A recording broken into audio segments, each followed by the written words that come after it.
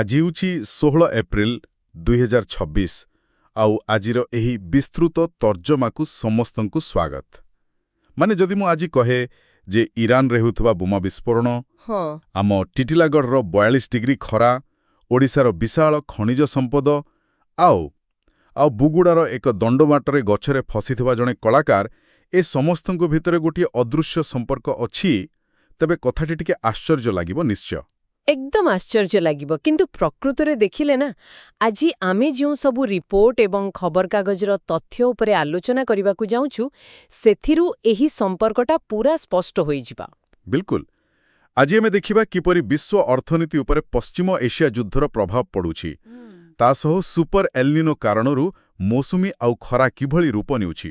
ଆଉ ତା ସହ ଆମ ରାଜ୍ୟର ଅମଲାତନ୍ତ୍ର କିପରି ଖଣିଜ ଶିଳ୍ପ ପାଇଁ ନୂଆ ଢାଞ୍ଚା ତିଆରି କରୁଛନ୍ତି, ଆଉ ସୀମା ନିର୍ଦ୍ଧାରଣ ବା ଡିଲିମିଟେସନକୁ ନେଇ ରାଜନୀତି କେମିତି ବଦଳୁଛି। ହଁ, ଆଉ ସବୁଠୁ ବଡ଼ କଥା ହେଲା, ଏହି ସବୁ ଘଟଣା, ଯାହା ଶୁଣିବାକୁ ପୁରା ଅଲଗା ଲାଗୁଛି, ତାହା ଆମ ଦୈନନ୍ଦିନ ଜୀବନ ସହ କେମିତି ସିଧାସଳଖ ଜଡ଼ିତ।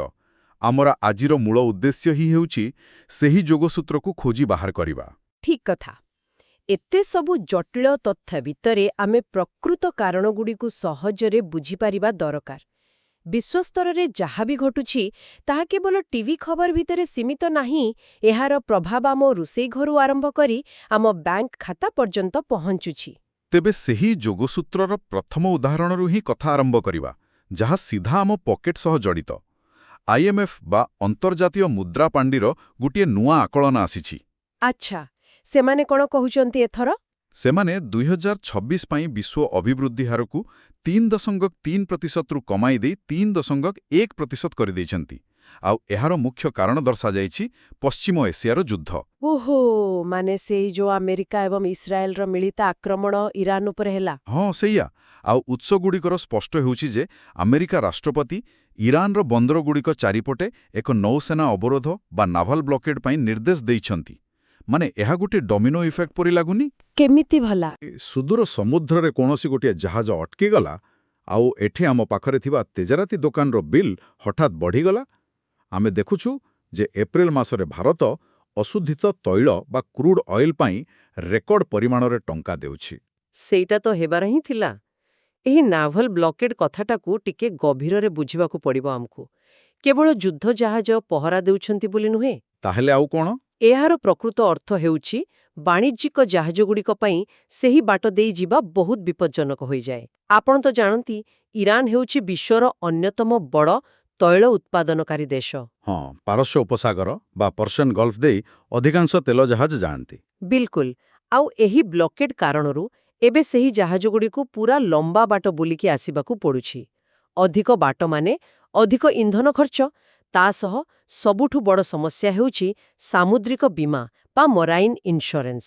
ବିପଦ ବଢ଼ିଲେ ପ୍ରିମିୟମ୍ ଆକାଶଛୁଆଁ ହୋଇଯାଏ। ଆଚ୍ଛା, ମାନେ ଜାହାଜ କମ୍ପାନୀଗୁଡ଼ିକ ନିଜ ଜାହାଜର ସୁରକ୍ଷା ପାଇଁ ବୀମା ବାବଦକୁ ଯେଉଁ ଅଧିକ ଟଙ୍କା ଦିଅନ୍ତି, ସେହି ଟଙ୍କାଟା ଶେଷରେ ଆସି ଆମ ମୁଣ୍ଡରେ ପଡ଼େ। ଯେତେବେଳେ ତେଲ ଦର ବଢ଼ିଯାଏ, ଆମ ସରକାର ଆଉ ତୈଳ କମ୍ପାନୀଗୁଡ଼ିକୁ ସେଇ ରେକର୍ଡ ମୂଲ୍ୟ ଦେଇ ହିଁ କିଣିବାକୁ ପଡ଼େ। ଆଉ ତେଲ ଦର ବଢ଼ିବା ମାତ୍ରେ ତ ଡିଜେଲ ଦର ବଢ଼ିବ। ଏକଦମ। ଆଉ ଡିଜେଲ ଦର ବଢ଼ିଲେ ଟ୍ରକ୍ ଯୋଗେ ଯେଉଁ ପନିପରିବା, ଡାଲି, ଚାଉଳ ଗାଁରୁ ସହରକୁ ଆସୁଛି, ତାର ପରିବହନ ଖର୍ଚ୍ଚ ଆପେ ଆପେ ବଢ଼ିଯିବ। ଯାହାକୁ ଅର୍ଥନୀତିରେ କ୍ୟାସ୍କେଡିଂ ଇଫେକ୍ଟ କୁହାଯାଏ, ନୁହେଁ କି? ଲଗାତାର ମୂଲ୍ୟ ବୃଦ୍ଧି। ହଁ, ସେଇଆ। IMF ଯେଉଁ 3.1% ଅଭିବୃଦ୍ଧି କଥା କହୁଛି, ତାହା ପ୍ରକୃତରେ ଏହି ମହଙ୍ଗା ମାଡ଼ ଯୋଗୁଁ ଲୋକଙ୍କ କ୍ରୟ କ୍ଷମତା କମିଯିବାର ଏକ ସୂଚନା। ଲୋକଙ୍କ କ୍ରୟ କ୍ଷମତା କମିବା କଥା ଯେତେବେଳେ ଉଠିଲାଣି, ଆମେ ଅନ୍ୟ ଏକ ତଥ୍ୟ ଉପରେ ନଜର ପକାଇବା ଉଚିତ। ମିଳିତ ଜାତିସଂଘର ଆକଳନ କହୁଛି ଯେ କେବଳ ଏହି ବଢ଼ୁଥିବା ଦରଦାମ କାରଣରୁ ଭାରତରେ ପ୍ରାୟ 25 ଲକ୍ଷ ଲୋକ। ବାପରେ, 25 ଲକ୍ଷ! କିନ୍ତୁ ମଜା କଥା ଦେଖନ୍ତୁ, ଅନ୍ୟ ଏକ ଖବର ପୁରା ଭିନ୍ନ ଚିତ୍ର ଦେଉଛି। ବିମାନ ଚଳାଚଳ ଶିଳ୍ପ ବା ଏୟାରଲାଇନ୍ସଗୁଡ଼ିକୁ ରକ୍ଷା କରିବା ପାଇଁ ସରକାର 5,000 କୋଟି ଟଙ୍କାର ଏକ ଜରୁରୀକାଳୀନ ଋଣ ସୁବିଧା ଦେବାକୁ ଯାଉଛନ୍ତି। ଆଚ୍ଛା, ଏମର୍ଜେନ୍ସି କ୍ରେଡିଟ୍ ଲାଇନ୍। ହଁ, ଏବେ ସାଧାରଣ ଲୋକଙ୍କୁ ମନରେ ପ୍ରଶ୍ନ ଉଠିବା ସ୍ୱାଭାବିକ ଯେ ଭାଇ, ଯଦି ଏୟାରଲାଇନ୍ସ କମ୍ପାନୀଗୁଡ଼ିକୁ ବଞ୍ଚାଇବା ପାଇଁ 5,000 କୋଟି ଟଙ୍କା ଦିଆଯାଇପାରୁଛି, ତେବେ ଯେଉଁ 25 ଲକ୍ଷ ସାଧାରଣ ଲୋକ ମହଙ୍ଗା ମାଡ଼ରେ ଛନ୍ଦି ହେଉଛନ୍ତି, ସେମାନଙ୍କ କଥା କ'ଣ? ଏହି ଦୁଇଟି ତଥ୍ୟ ଆମକୁ ଅର୍ଥନୀତିର କେଉଁ ଦିଗ ବିଷୟରେ ବୁଝାଉଛି? ଦେଖିବାକୁ ଗଲେ ଏହା ଗୋଟିଏ ବିରୋଧାଭାସ ଭଳି ଲାଗିବ ନିଶ୍ଚୟ। ଲାଗିବ ଯେମିତି ବଡ଼ ବଡ଼ କର୍ପୋରେଟମାନଙ୍କୁ ସବୁ ସାହାଯ୍ୟ ମିଳିଯାଉଛି ଆଉ ଗରିବ ଲୋକ ପେଶି ହୋଇଯାଉଛନ୍ତି। ସତରେ ତ ସେମିତି ହିଁ ଲାଗୁଛି। କିନ୍ତୁ ଅର୍ଥନୀତିର ଗତିଶୀଳତା ଟିକେ ଅଲଗା, ବୁଝିଲେ ତ? ବିମାନ ଚଳାଚଳ ଶିଳ୍ପ କଥା ବିଚାରକୁ ନିଅନ୍ତୁ। ଗୋଟିଏ ଏୟାରଲାଇନ୍ ସହିତ କେବଳ କିଛି ପାଇଲଟ କିମ୍ବା ଏୟାର ହୋଷ୍ଟେସ୍ ନଥାନ୍ତି। ଏହା ପଛରେ ଗୋଟିଏ ବହୁତ ବଡ଼ ଯୋଗାଣ ଶୃଙ୍ଖଳା ଥାଏ। ମାନେ ସପ୍ଲାଇ ଚେନ୍? ହଁ, ଏୟାରପୋର୍ଟରେ କାମ କରୁଥିବା ହଜାର ହଜାର କର୍ମଚାରୀ, ବାହାରେ ଥିବା ଟ୍ୟାକ୍ସି ଡ୍ରାଇଭର, କ୍ୟାଟରିଂ କମ୍ପାନୀ, ପର୍ଯ୍ୟଟନ ଶିଳ୍ପ, ହୋଟେଲ ବ୍ୟବସାୟ, ଏ ସବୁକିଛି ଏହି ବିମାନ ଚଳାଚଳ ଉପରେ ନିର୍ଭର କରେ। ଓହୋ, କଥାଟା ସେମିତି। ଯଦି ତେଲ ଦର ବଢ଼ିବା କାରଣରୁ ଗୋଟିଏ ବଡ଼ ଏୟାରଲାଇନ୍ ବନ୍ଦ ହୋଇଯାଏ, ତେବେ ବ୍ୟାଙ୍କଗୁଡ଼ିକ ଯେଉଁ ହଜାର ହଜାର କୋଟି ଟଙ୍କା ଋଣ ଦେଇଛନ୍ତି, ତାହା ଏନ୍ପିଏ ବା ଅନାଦାୟ ଋଣରେ ପରିଣତ ହେବ। ଆଉ ତାର ଚେନ୍ ରିଆକ୍ସନରେ ଲକ୍ଷ ଲକ୍ଷ ଲୋକଙ୍କର ଚାକିରି ପଢ଼ିବ। ତାହେଲେ ଆପଣ କହୁଛନ୍ତି ଏହି 5,000 କୋଟି ଟଙ୍କାର ଋଣ ପ୍ରକୃତରେ ସେହି ବ୍ୟାପକ ସଙ୍କଟକୁ ଏଡ଼ାଇବା ପାଇଁ ଦିଆଯାଉଛି, ମାନେ ବ୍ୟାଙ୍କିଂ ସିଷ୍ଟମକୁ କୋଲାପ୍ସ ହେବାରୁ ରକ୍ଷା କରିବା ପାଇଁ। ଏକଦମ ଠିକ୍ ଧରିଲେ। ବୃହତ ଶିଳ୍ପ ଭୁଷୁଡ଼ିଲେ ସାରା ଅର୍ଥନୀତି ଦହଲିଯିବ।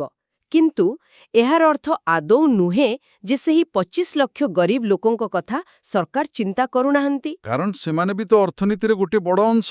ହଁ, ଯେ କୌଣସି ଅର୍ଥନୀତିର ମେରୁଦଣ୍ଡ ହେଉଛନ୍ତି ସାଧାରଣ ଖାଉଟି।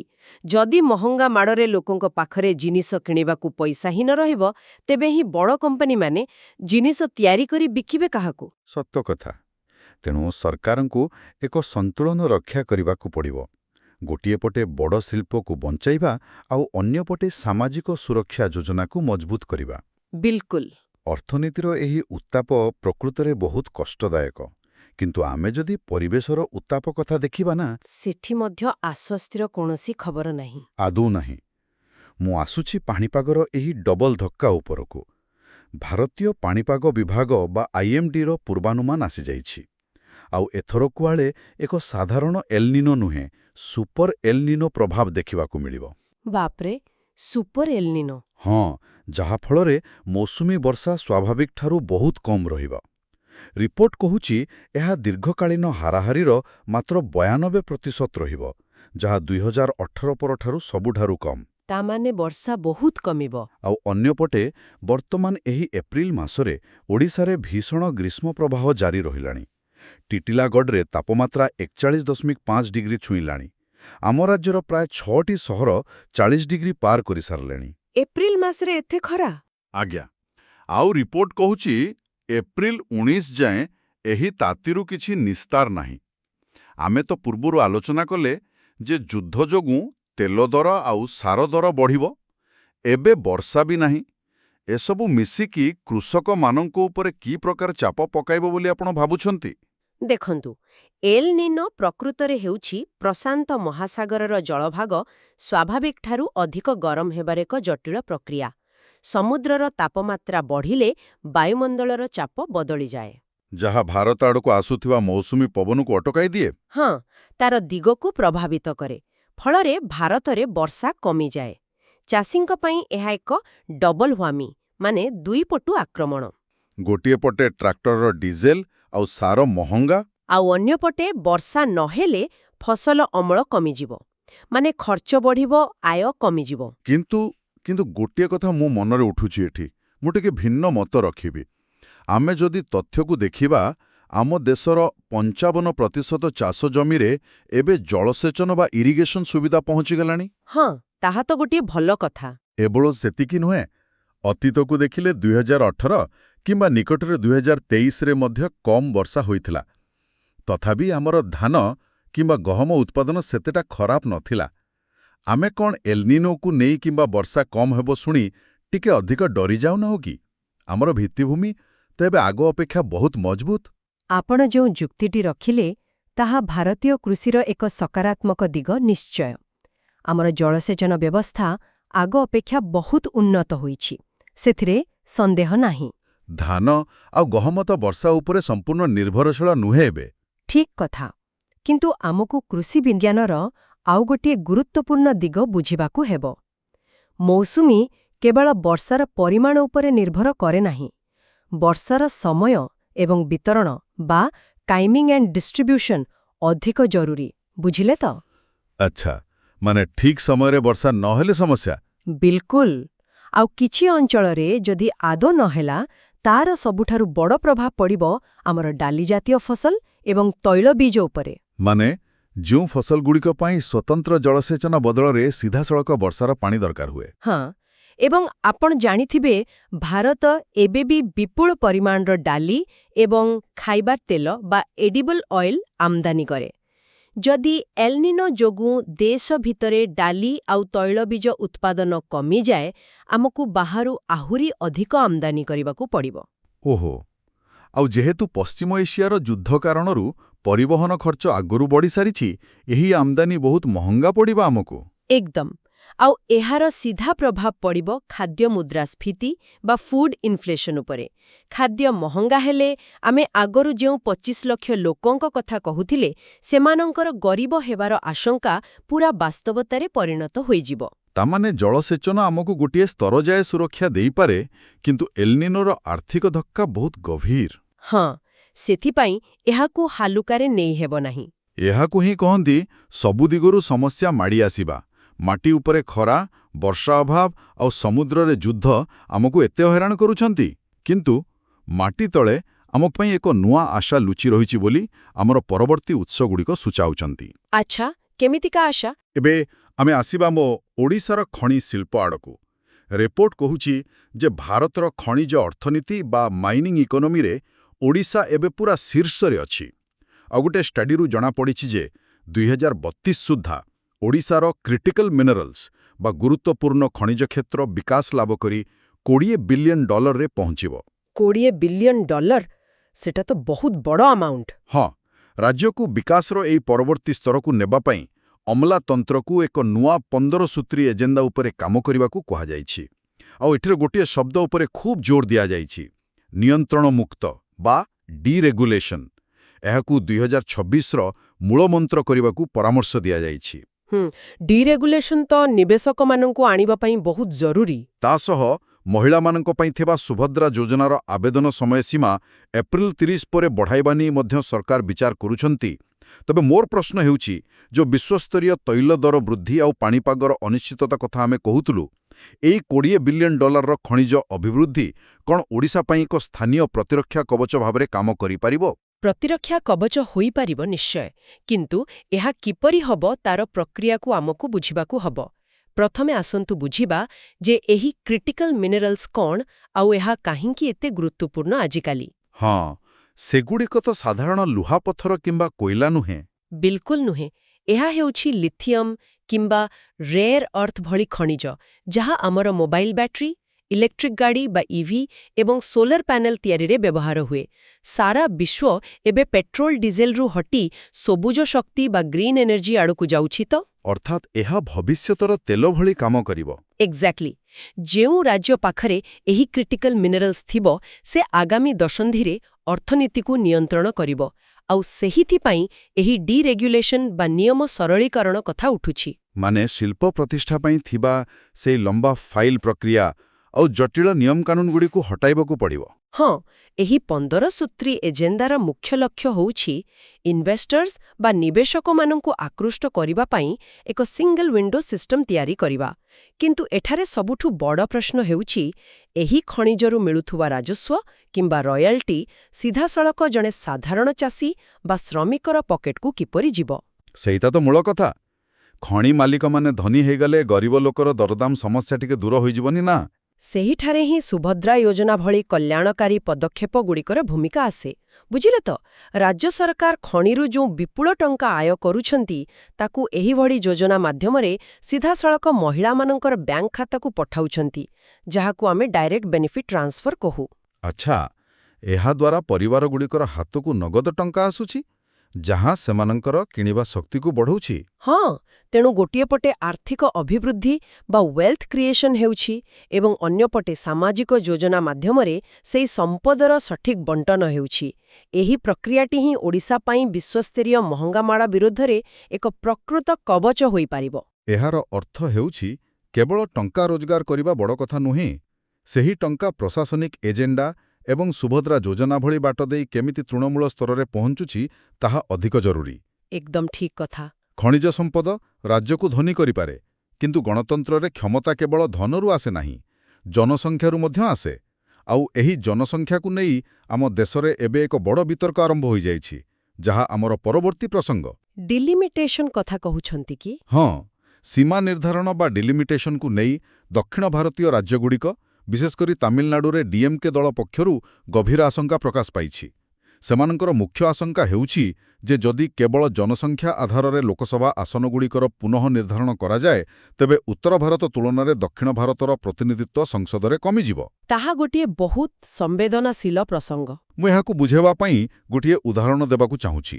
ଏହା ଗୋଟିଏ ବଡ଼ ଜଏଣ୍ଟ ଫ୍ୟାମିଲି ଭଳି ଲାଗୁଛି। କେମିତି? ପରିବାରର ଯେଉଁ ସନ୍ତାନମାନେ ଦାୟିତ୍ୱବାନ ହୋଇ ନିଜର ପରିବାର ନିୟନ୍ତ୍ରଣ ବା ଲୋକସଂଖ୍ୟା ନିୟନ୍ତ୍ରଣ କରି ସଫଳ ହୋଇଛନ୍ତି, ଏବେ ସେମାନଙ୍କୁ ଲାଗୁଛି ଯେ ଖାଇବା ଟେବୁଲରେ ବା ନିଷ୍ପତ୍ତି ନେବାବେଳେ ସେମାନଙ୍କର କଥାର ଗୁରୁତ୍ୱ କମିଯିବ, କାରଣ ସେମାନଙ୍କର ସଦସ୍ୟ ସଂଖ୍ୟା ଏବେ କମ୍। ଆପଣଙ୍କର ଏହି ଯୌଥ ପରିବାରର ଉଦାହରଣଟି ବିବାଦର ମୂଳ ରୂପକୁ ଅତି ସହଜରେ ବୁଝାଇ ଦେଉଛି। ସତରେ, ପ୍ରକୃତରେ ଭାରତୀୟ ଗଣତନ୍ତ୍ରରେ ଏହା ଏକ ଅତି ସୂକ୍ଷ୍ମ ଏବଂ ଜଟିଳ ସମସ୍ୟା। ହଁ, କାରଣ ଦୁଇ ପଟରୁ ଯୁକ୍ତି ଅଛି। ଏକଦମ। ଗଣତନ୍ତ୍ରର ସବୁଠାରୁ ମୂଳ ନିୟମ କହୁଛି ଜଣେ ବ୍ୟକ୍ତି ଗୋଟିଏ ଭୋଟ। ସେହି ହିସାବରେ ଯେଉଁ ରାଜ୍ୟରେ ଲୋକସଂଖ୍ୟା ଅଧିକ, ନିୟମ ଅନୁସାରେ ସେଠାରୁ ଅଧିକ ସାଂସଦ ନିର୍ବାଚିତ ହେବା ଉଚିତ। କିନ୍ତୁ ଆମକୁ ଇତିହାସ ବି ଦେଖିବାକୁ ପଡ଼ିବ। ହଁ, 1976 ମସିହାରେ ସମ୍ବିଧାନ ସଂଶୋଧନ କରି ଲୋକସଭା ଆସନ ସଂଖ୍ୟାକୁ ସ୍ଥିର କରିଦିଆଯାଇଥିଲା, ଯାହାର ଉଦ୍ଦେଶ୍ୟ ଥିଲା ରାଜ୍ୟଗୁଡ଼ିକୁ ପରିବାର ନିୟୋଜନ ପାଇଁ ଉତ୍ସାହିତ କରିବା। ଆଉ ଦକ୍ଷିଣ ଭାରତୀୟ ରାଜ୍ୟଗୁଡ଼ିକ ତାହା ବହୁତ ଭଲ ଭାବେ କରିଛନ୍ତି। ବିଲକୁଲ। ଗତ କିଛି ଦଶନ୍ଧି ମଧ୍ୟରେ ସେମାନେ ସଫଳତାର ସହ ଲୋକସଂଖ୍ୟା ନିୟନ୍ତ୍ରଣ କଲେ, ସାକ୍ଷରତା ବଢ଼ାଇଲେ ଆଉ ଅର୍ଥନୈତିକ ବିକାଶ ବି କଲେ। ଅପରପକ୍ଷରେ କିଛି ଉତ୍ତର ଭାରତୀୟ ରାଜ୍ୟରେ ଲୋକସଂଖ୍ୟା ଦ୍ରୁତଗତିରେ ବଢ଼ିଲା।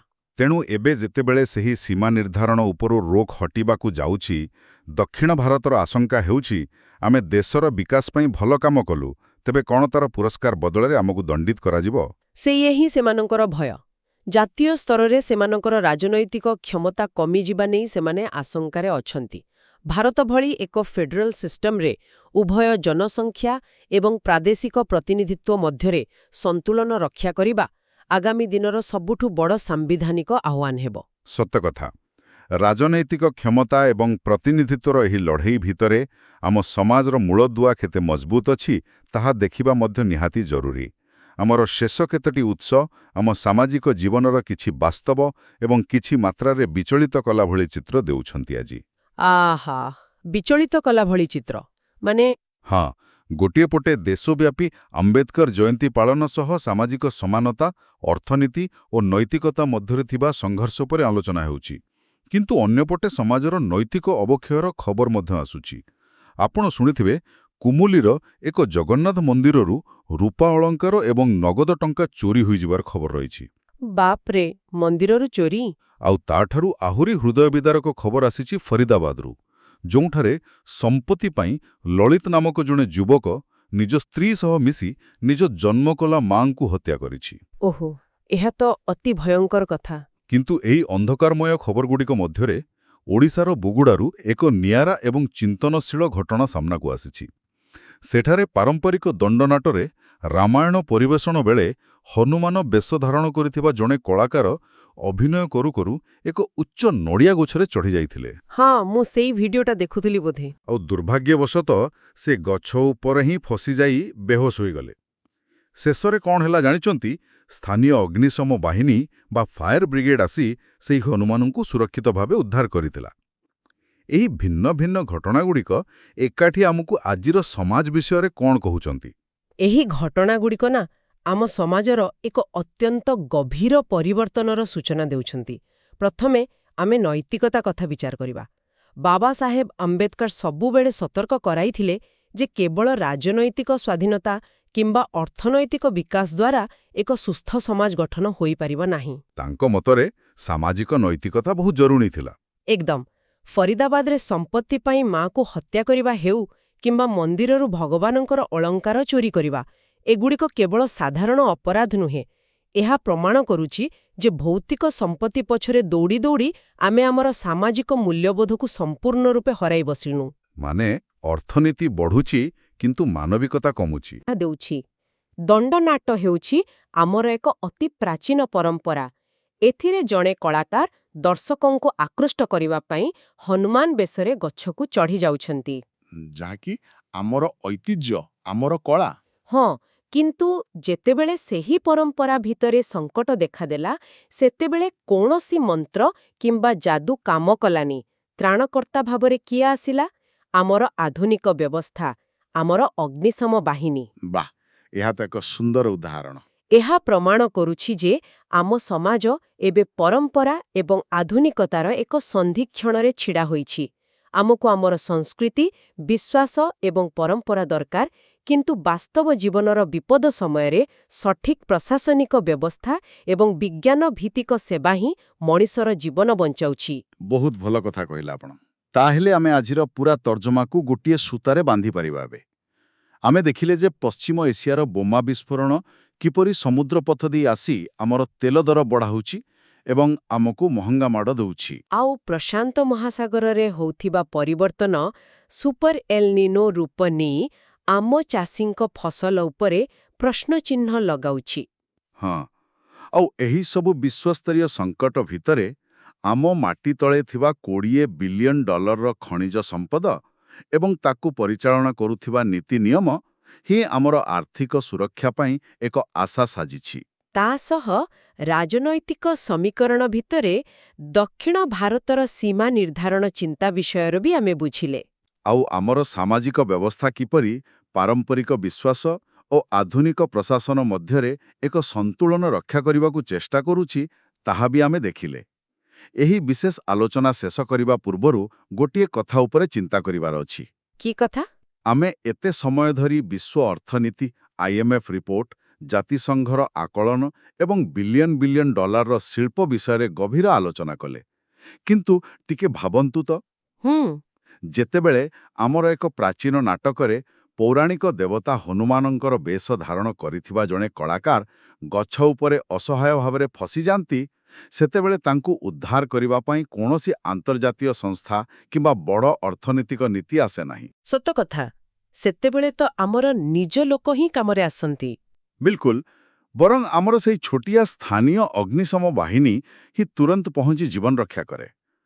ବିଶ୍ୱସ୍ତରୀୟ ପରିବର୍ତ୍ତନ ଯେତେ ବଡ଼ ହେଲେ ମଧ୍ୟ, ଅର୍ଥନୀତିର ଉତ୍ଥାନ ପତନ ଯେତେ ଭୟଙ୍କର ହେଲେ ମଧ୍ୟ, ଶେଷରେ ଆମର ଏହି ଛୋଟ ଛୋଟ ସ୍ଥାନୀୟ ସୁରକ୍ଷା ବ୍ୟବସ୍ଥା ବା କମ୍ୟୁନିଟି ସେଫ୍ଟି ନେଟ୍ସ, ଯେମିତିକି ଆମର ସାଇପଡ଼ିଶା, ଆମର ସ୍ଥାନୀୟ ପ୍ରଶାସନ, ଆମର ଅଗ୍ନିଶମ କର୍ମଚାରୀ, ଏହିମାନେ ହିଁ କ'ଣ ଆମ ଦୈନନ୍ଦିନ ଜୀବନର ପ୍ରକୃତ ହିରୋ ନୁହନ୍ତି କି? ପ୍ରକୃତରେ ଏହା ଗୋଟିଏ ବହୁତ ଗଭୀର ଚିନ୍ତା। ଏହି ପ୍ରଶ୍ନଟି ଆମର ସମସ୍ତ ଶ୍ରୋତାଙ୍କ ପାଇଁ ରହିଲା। ସେମାନେ ନିଜେ ଏହା ଉପରେ ଚିନ୍ତା କରନ୍ତୁ। ଆଜିର ଏହି ବିଶେଷ ତର୍ଜମାର ଯୋଡ଼ି ହୋଇଥିବାରୁ ଅଶେଷ ଧନ୍ୟବାଦ। ପୁଣି ଭେଟ ହେବା ଆଉ ଏକ ନୂଆ ଏବଂ ରୋଚକ ବିଷୟ ସହିତ। ନମସ୍କାର।